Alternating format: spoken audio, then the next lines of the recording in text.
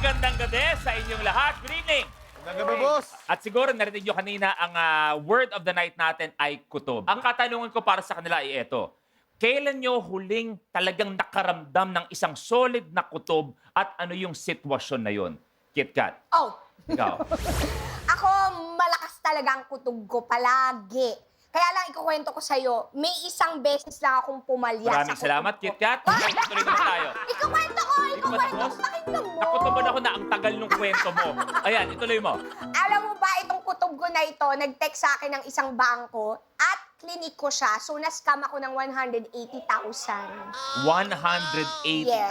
At hanggang ngayon, inilalaban ko pa rin yung kutob na yan na nagkamali ako. Hindi mo kailangan ilaban. Ah, Dahil bakit? meron tayong kasamahan ngayon na sobra-sobra ang yaman. Excuse me, Mr.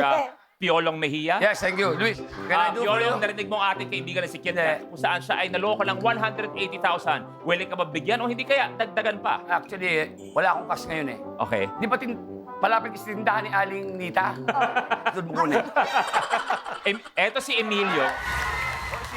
Banker, baka medyo kilabutan ka dito ng konti. Dahil si Emilio, nakasama ko na sa dating game show ko at nanalo ng 1 million pesos.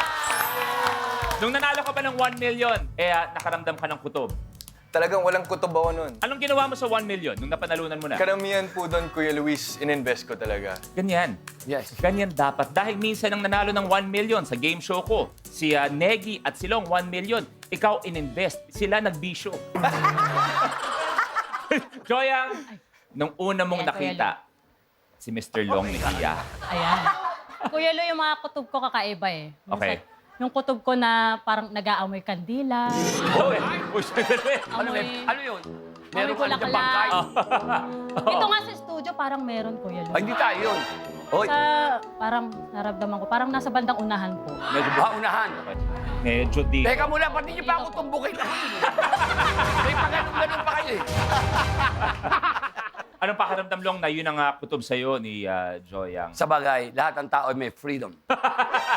Pero kung usapang freedom, ay may freedom ang Lucky Wheel natin ngayong gabi. Pumili ng Lucky Stars natin na maglalaro. Eto na! Wensi, paikutin na ang Lucky Wheel!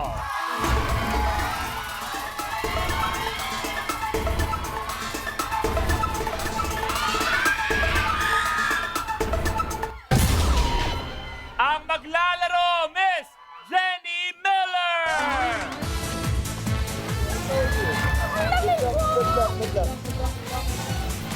With I Want and Kapamilya Online Live, together forever tayo.